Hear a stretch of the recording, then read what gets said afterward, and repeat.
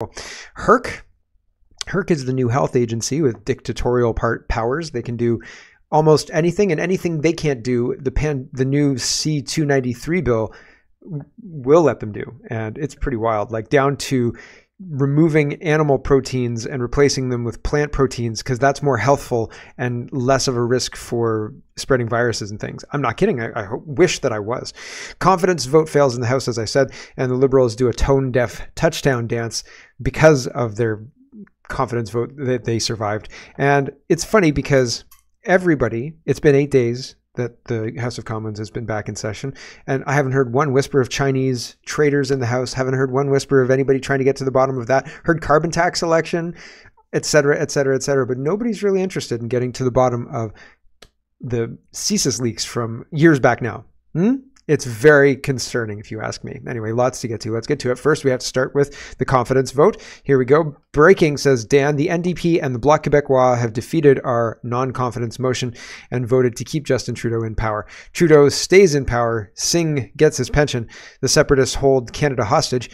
Canadians pay the price. I wonder if Blanchette got what he wanted. I don't think he got what he wanted, but he voted for them anyway. Very interesting stuff happening there. Michael Cooper says, breaking, sellout Jagmeet Singh sells out again. After making a big deal about ripping up the agreement, Singh and the NDP just voted to rescue Trudeau again. Thanks to sellout Jagmeet Singh, the Trudeau nightmare continues. Now, I think it's interesting that they've somehow changed the argument from there are Chinese traitors in the House. And to be fair, Poilievre didn't make this argument. He didn't say there's Chinese traitors in the House, and because of the election irregularities and the concerns around Chinese traitors in the House from the CSIS leak that are public, we don't have confidence in this House. Instead, he did a big, long, the promise of Canada has been betrayed by Justin Trudeau. Fair, fine, but you've got something a little bit more direct and to the point, right? But he doesn't want to talk about that. So it's very, very concerning, if you ask me. And the NDP don't want to talk about it. Nobody else wants to talk about it, right? Nobody wants to talk about the Chinese traitors. Karina Gould doesn't want to talk about it. She's doing this weird. Remember in Ace Ventura when he gets the what's his face, the girl he's trying, Monica from Friends, to admit him into the psychiatric ward, and he's got the tutu on, and he's pretending to be a football player, and he looks all crazy. That's what I thought about when I was watching this response from Karina Gould. It just kind of popped into my head. I was like, man, this is such a weird performance. Like it's so disingenuous, and she looks so silly to me putting this performance on, because it seems, like I said, like an idiotic touchdown dance. Like, yay, we won, but they didn't win at all. So Karina Gould says, the House of Commons has rejected Pierre Poilievre's political stunt. We are moving ahead with important work in Parliament. And so instead of addressing any of the issues brought forward by the confidence motion brought forward by the Conservatives, basically Karina Gould is saying nah, nah, nah, nah, nah. And I don't think that it's very professional. I don't think it's very good, and I think we deserve better. Yeah, I think we deserve better. Anyway, here's Karina Gould celebrating and like doing a very performative touchdown dance and reimagining what happened into a situation where, instead of having real concerns brought forward and we should legitimately talk about this, she just says those idiot Conservatives pulled a stunt, right, which is running cover for Jagmeet Singh, and we're going to get on with the adult task of governing now after that silly stunt that those idiot Conservatives pulled.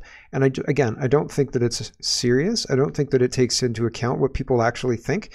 And it does, I mean, it protects the Liberals because they put out this narrative of everything's great except for those silly guys over there.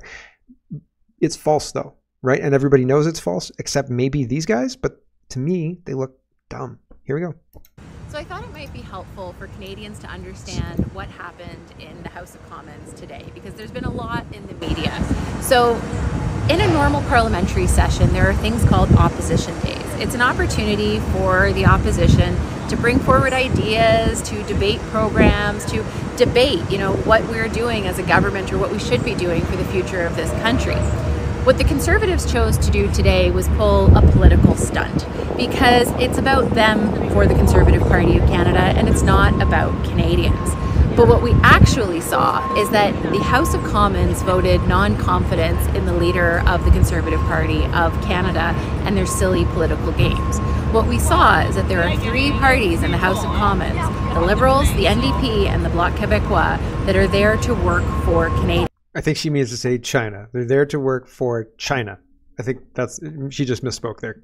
She didn't. And quite frankly, that's what Canadians expect of their politicians, to work together for the betterment of this country and to work for Canadians. China. They don't want silly political stunts that are only about the personal political ambitions of the leader of the Conservative Party in Canada. So they've rebranded all of the concerns brought forward by the official opposition as Pierre Poilievre has ambitions to be prime minister, and that's all this is about. Isn't that crazy? The NDP don't see any problem with the Chinese traders, don't see any problem with the fiscal mismanagement, and in fact blame Galen Weston and somehow the alt-right for the economic situation that the NDP themselves have caused. So that's weird. The Bloc Québécois don't care about Canada. Thank you very much. They just want to get what they can get from whoever is going to give it. Justin Trudeau, Pierre Poilievre, they don't particularly care which, right? And the Liberals themselves, well, the implication of the CSIS leaks was that we have Chinese traders, at least 11 of them, in our government, and Han Dong is probably one of them. And so in our government means the governing Liberals, and I don't think that extends necessarily to the NDP or the Greens or anybody else. So or NDP, Greens, Bloc, etc. The people who are propping up the Liberals, right? So you can only imagine there's 11 in the Liberals, and the Bloc doesn't care about that. They don't care. And the NDP don't care about that. And apparently all the Conservatives care about is making Pierre Poilievre prime minister, according to Karina Gould. To me, that's a weak, silly, stupid argument from a weak, silly, stupid party. Michelle Ferreri, who's a MP for the Conservatives from Peterborough, she says, "Oh, Karina, always turning off comments. If you really want to know how much confidence Canadians have in Justin Trudeau and your failed policies, then you should not be so afraid. What today was a message that all three parties know Pierre Poilievre will win in a carbon tax election. No games, just standard political procedure." I think that's accurate. They know that they lose. If there's an election now, they lose, and they know it, and they lose power. And so they're playing these games, and they know that they're misrepresenting what's happening, and they know that they're lying. And that's the only way they maintain power. And to maintain the lie, they need censorship.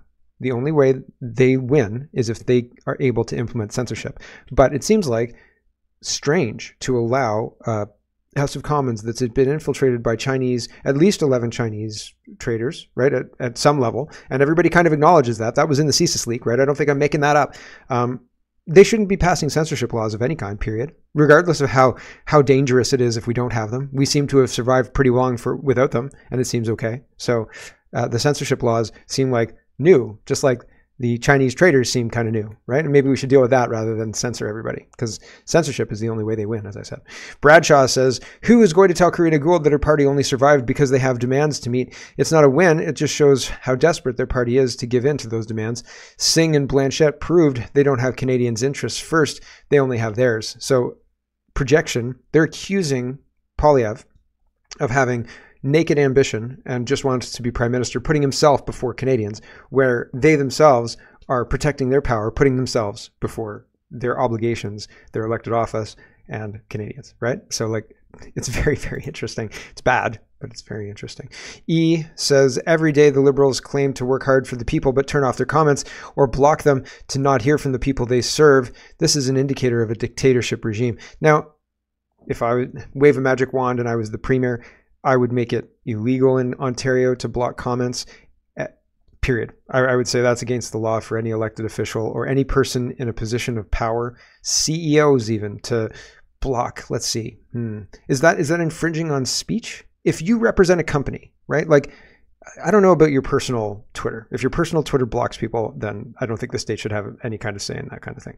And basically, the state should not be blocking citizens. I'll leave it at that. And I mean, private citizens can do what they want and businesses can do what they want with their Twitter. That's their speech. But if you work for the citizens paid by taxpayers in any capacity, so like the city of Guelph, libraries, things like that, you should not be able to block anybody, period. And instead, you should use that as a chance to engage with people. And if they're trolls, mute them, right? Like, people are smart. Like, if you look at a whole bunch of trolls underneath like the library, then you can sort that pretty well, right? Like, no problem. And I think that's reasonable. I don't think it would be reasonable for the government to put speech controls on CEOs of businesses or personal Twitter accounts, period. But Again, if you work for the people in the capacity where taxpayers pay you, or you work for an institution that is run by taxpayer funds, you shouldn't block anybody. You shouldn't be able to block anybody. And anybody currently blocked should be unblocked, full stop, and not muted or anything like that. And then muting should go through some kind of double check. Like if you want to mute somebody, you have to have somebody else sign off on it. But anyway, I digress.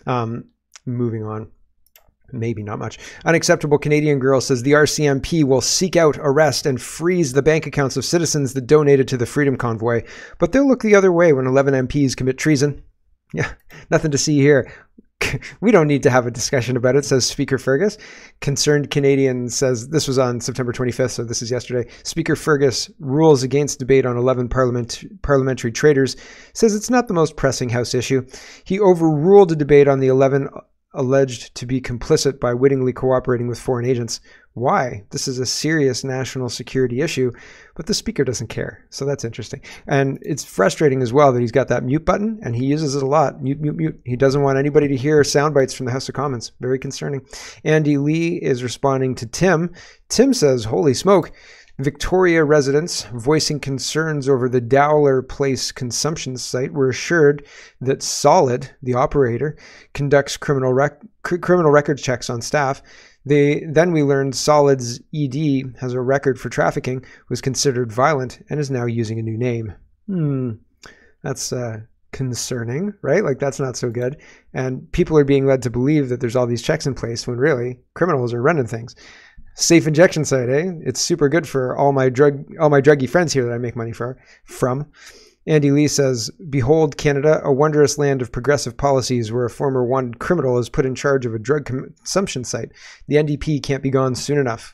Yeah, that's pretty bad, right? Like that's not so good. This is the election series of tabs. So this is all up and down the tickets. So there's a provincial election coming up in BC and the pending federal election, etc. Jagmeet Singh always campaigning against Galen Weston and so on. Jagmeet Singh says healthcare privatization means you pay up or get to the back of the line. There are companies now charging Canadians to see a doctor. Pierre Poilievre's chief advisor is a chief lobbyist for one of them. Loblaws, he's saying. So I think that it's funny that Jagmeet Singh continually props up bad policies for the Liberals and goes after Poilievre for made up concerns. And I think that in Canada, the government is terrible at delivering service. Terrible. To the degree of there's so much waste. How much did Trump and Elon Musk say was wasted in the United States? $500 trillion or something like crazy like that. A fraction of that would be a lot of money coming back, right? So I think that amount of waste happens up here, and these people are not interested in doing anything about that, right? Anyway, here is Jagmeet Singh. Conservatives, they see sick people as an untapped cash cow. Sorry, one of the things I was going to say, other countries have had a lot of success with a public system that is matched with a private system. Because what happens is if you get 10 people on the public lineup and they're waiting for whatever it is, whatever service it is, like an MRI or something like that, you get 10 people in the lineup, right, at this point in time. And then you say, okay, now there's a private MRI and the government will pay the same amount towards that MRI, but you have to pay $50 more and you can access it like today, tomorrow if you want, right? And so from that lineup of 10, how many people would have that disposable money that if they could, they'd use it to jump the line and get in tomorrow, whenever the next appointment that was convenient for them was? I would say probably quite a few, right? And so that happens in Europe. That results in the public line being shorter because there's options for people to get out of the public line and get ahead and get the care that they need. And that's very beneficial. And instead of genuinely talking about that and saying like, there's good people on both sides, wink, these guys completely vilify, completely say, there's only one way to look at this. If anybody is able to pay for anything private at all ever, then that's a terrible thing, and it's going to lead to the end of Canadian healthcare. It's going to burn everything down. Don't forget to spend $650 at your dentist, who's private healthcare provider all across Canada, because the NDP just wrestled that out of Justin Trudeau, right? So like the juxtaposition here is interesting to me. He knows that there are situations where people pay for private healthcare, dentistry, all the time, and he's got money for private dentists to deliver services. And now I think it's a piss poor program, and I think that it's not very good that it's the way that it's done, right? I think that we could do it better, and we should do it better. I digress. I think that people should have options to access dentistry, and I think that we could do it in a way that is beneficial, but it's not this way, right? But Jagmeet Singh doesn't even enter into his argument, and it's so weird. Okay, back to this. Conservatives, they see sick people as an untapped cash cow. There are companies like Maple charging Canadians up to $100 to visit a doctor. Here's what's even more shocking. The chief advisor to the Conservatives, Jenny Byrne, is a lobbyist for none other than Loblaws. So Conservative insiders are directly benefiting from the privatization of our healthcare system. Conservatives, they see... Is Loblaws getting into the healthcare system? Because he didn't explain that, and I had to... I'm assuming that Loblaws is getting into healthcare, or he's just punching the grocery stores at every chance he's getting. I don't know. So it seems like Loblaws is also on the list. Interesting, but again, he's being disingenuous with the benefits of a private system alongside a public system, and it can work. It can work really well, and not if you Jagmeet Singh. And again, Jagmeet Singh doesn't have the jurisdiction. He's federal and balance of power, not provincial, right? Like, federal government doesn't have any kind of say over healthcare other than the transfer money that the federal government sends to provinces to help pay for it, which again, I think is the province should deal with it and not have transfer payments, and maybe have a stopgap, like bring in the taxes from Ontario and then remit the taxes to Ottawa that you think they deserve. I'm sure Ottawa would get super happy about that, though. Brian Lilly says, moving on a little bit, complete bedlam in the House today. Trudeau is ordered to withdraw his comments after calling the Conservatives homophobic. He had to be told to withdraw multiple times. Good thing he didn't use the word wacko, right? Ooh. And here's Elizabeth May saying Bibi Netanyahu is the bad guy and we should condemn him, and rah, rah, rah, boomba. The Conservatives all go, ooh.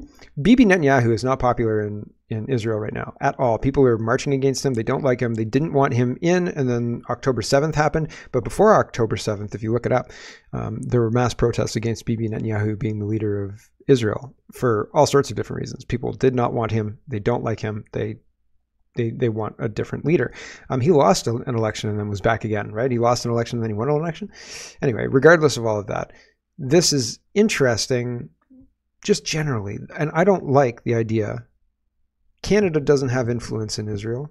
Canada doesn't have an army to gain an influence in Israel or any other foreign country. So we should damn well shut our mouths and focus on Canada, because that's the only country we have influence in. Here. That's it. We don't have influence in the rest of the world. We don't even have influence in NATO. They're like, Canada, we wanted to buy subs and you're not invited. Okay? So just figure it out, buddy. Like, it's the no homers club. It's the no Canada's club. Like, they're not interested. Anyway, here's Elizabeth May focusing far too much on foreign countries and not enough on her responsibilities in Canada. Thank you, Mr. Speaker. And on the same point, it's clear that world leaders have been calling out for the last year since the horrific attacks of October 7th for restraint and to control the conflict so it doesn't spread as it just is spreading into Lebanon. And we know who the enemy of peace is. Unfortunately, he has a name. He's Prime Minister Benjamin Netanyahu. And he has put his political career and his...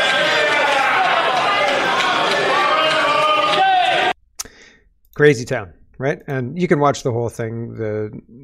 It's all day yesterday on the House of Commons question period, September 25th, and it's actually queued up to that point if you want to hear the outrage. But it doesn't really, like, it kind of fizzles out, really. So Martin is responding to Ben. Ben says Canada's runaway temporary resident population hits 3 million last quarter after upward revision to prior quarters, now accounts for 7.2% of total population. Mark Miller and Sean Fraser were asleep at the wheel. They're now having a hard time regaining control. I don't know if they had any control at all. The Bucky Will says day 8 of MPs back at work. This will now be day 8, where identifying traitors is not the only order of business. This is all that should be talked about. Everything else is moot. Until we know the traitors, all 338 are to be considered guilty.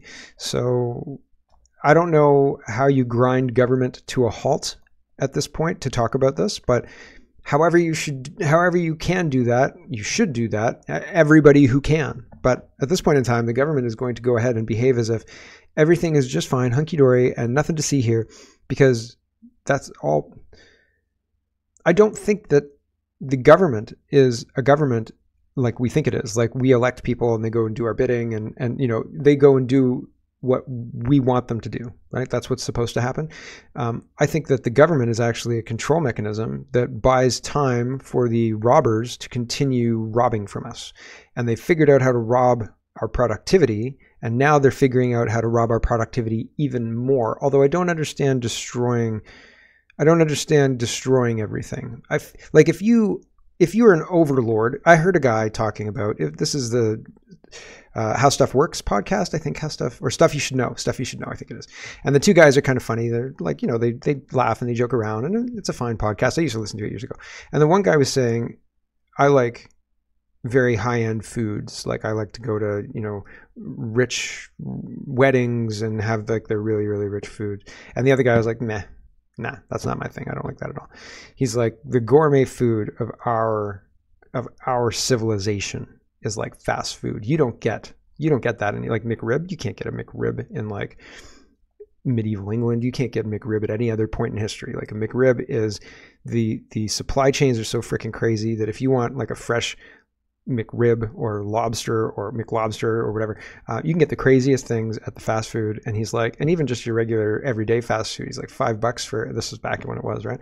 Not $15 like it is now, but $5 for, you know, this pound weighted burger with fries and a drink. He's like, man, that's good eating, you know, like whatever. And I thought, man, like that's super interesting. Like, you don't get chocolate cereal.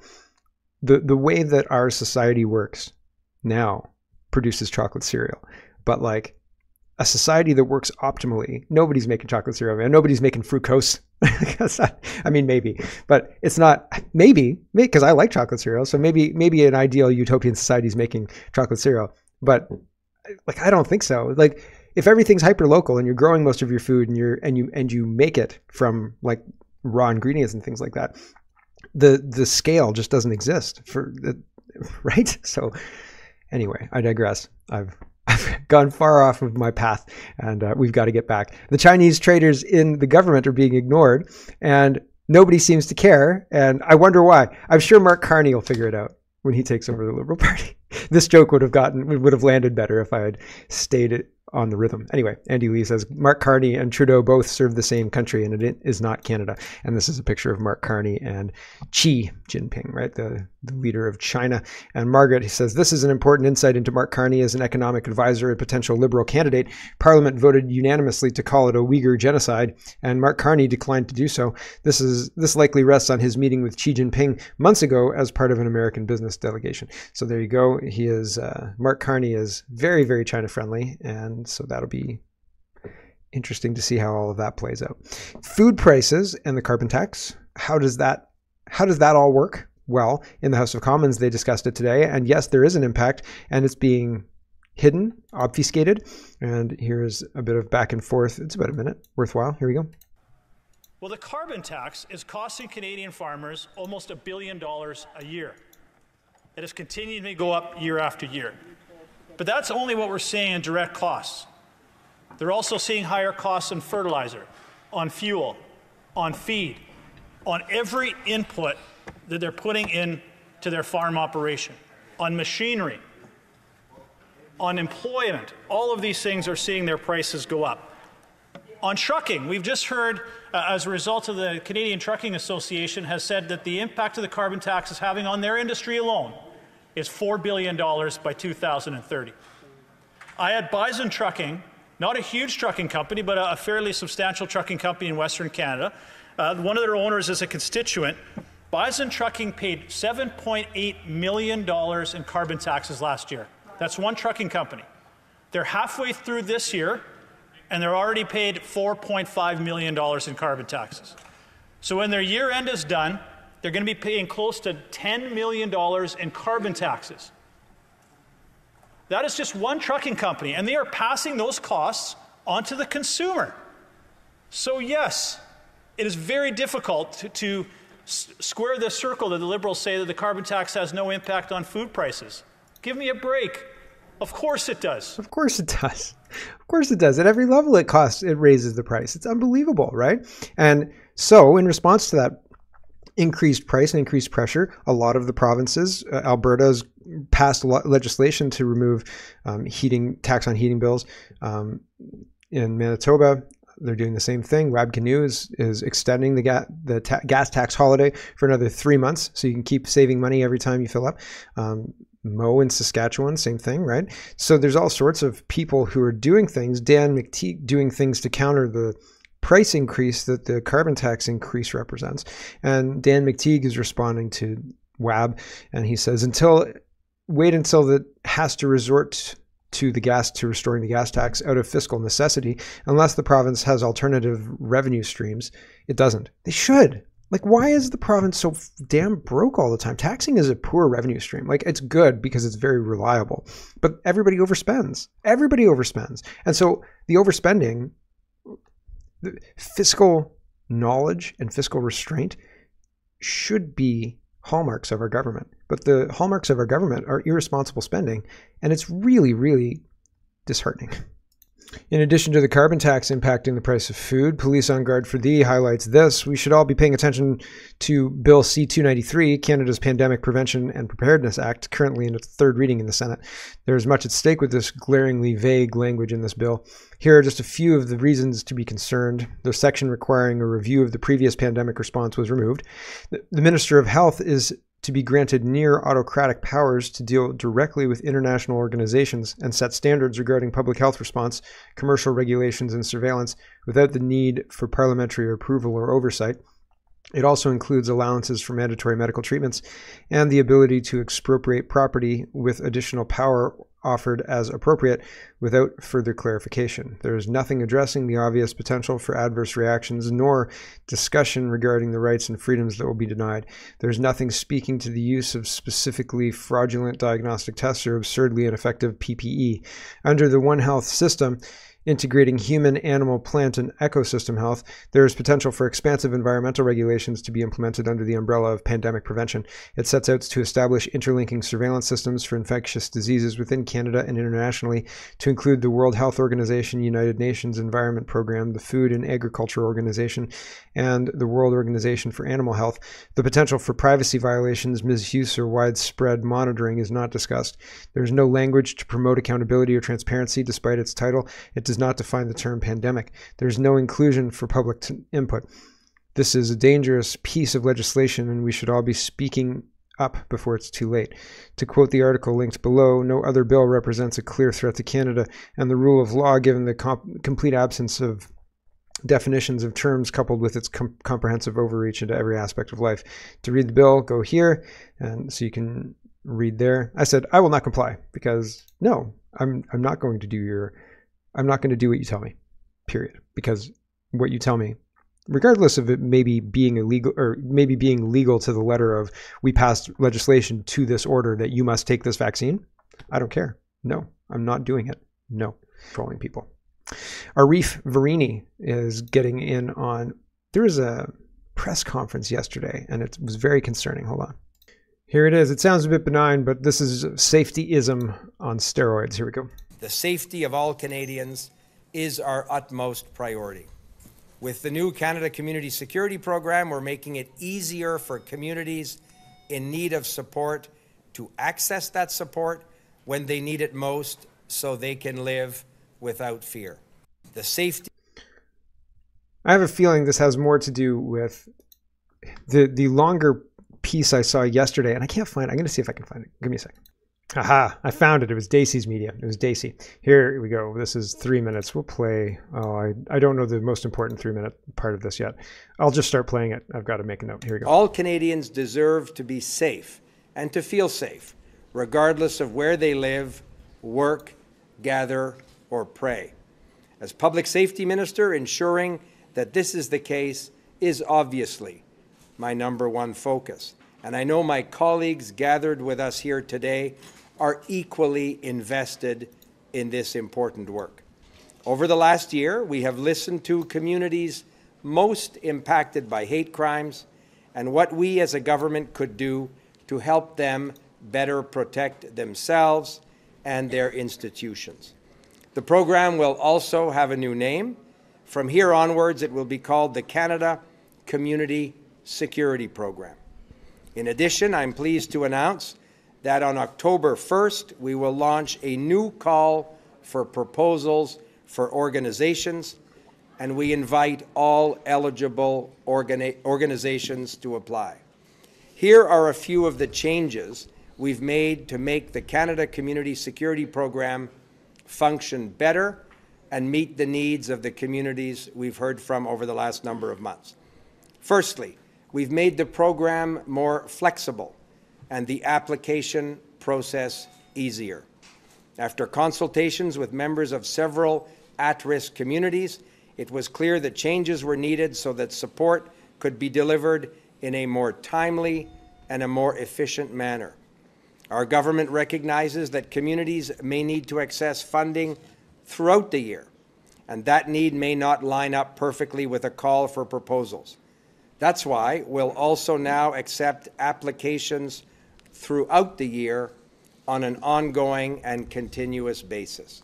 Fourth, in exceptional circumstances, expenses incurred prior to the signing of the contribution agreement will now be eligible for reimbursement. Fifth, we've increased the maximum funding that organizations can apply for, as well as the contribution the Government of Canada can make. Applicants can now submit projects for up to $1.5 million, and the Government of Canada can now cover up to 70% of that amount. So it seems like, well, Wiretap Media says the new Canadian Community Snitch Program will give corrupt organizations like the Canadian Anti-Hate Network back pay and an astronomical amount of taxpayer funds to target Canadians they politically disagree with. It appears the government is creating its own migrant Gestapo to stomp out Canadians who disagree with their progressive political agenda, because on September 25th, 2024, Trudeau's criminal associate Dominic LeBlanc announced big changes to the government community safety program, which will ultimately lead to a large web of anti-hate organizations nationwide, considering they loosen the noose on who can access the funding. The alterations to the new pre-existing program will allow local rat centers to apply for $1.5 million in taxpayer funds to cover at least 70% of total operation costs, and will enable those organizations to recoup the amazing remaining 30% from other levels of government through a feature the government has dubbed stacking. What's more terrifying is that these rat centers will be eligible for hardware, security equipment, and security personnel. They will also share information with police and other rat centers from coast to coast to coast. Buckle up, Canada. Yeah, so it's sinister, very concerning. And I mean, like, what do you do about this? Arif Varini says there's no room for hate and intolerance in our country, which is why we launched Canada's Action Plan on Combating Hate, the first of its kind. This cross-government plan helps us tackle hate from all angles, supporting us as we continue building a safer, more inclusive Canada. Who defines hate? These people are tyrannical. These lunatics have lost their minds, and they want to take us down with them. Mark Miller, the immigration minister, says another Pierre Poilievre hissy fit. This is the branding coming out of the government, by the way. To Randy Balsano was asked about it, and he said, oh, he's doing a hissy fit again. So it's the whole thing. That's the line, and it's nonsense, but it's branding. Paul says, new stage in Canada Tory leadership, Poilievre versus BCE. Until CTV issues a formal and unequivocal apology, one that explicitly acknowledges the malicious nature of their editing and not merely dismisses this as a mistake or error, we will not engage with them. Effective immediately, all members of the Conservative caucus will refrain from engaging with CTV News, including participation in interviews, providing statements, or offering any form of commentary to CTV News and its reporters. So there you go. That's what's going on with them. So they're terrible. CTV News says doing this. Do you believe this? I'm asking, do you believe that this is true? I don't believe it for a second. I think it's silly. But CTV believes it enough to make it a headline and publish this on their website.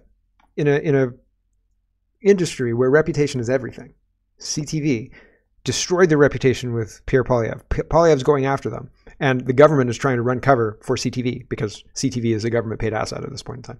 And then CTV says, reputation, schmeputation, and posts this, CTV News.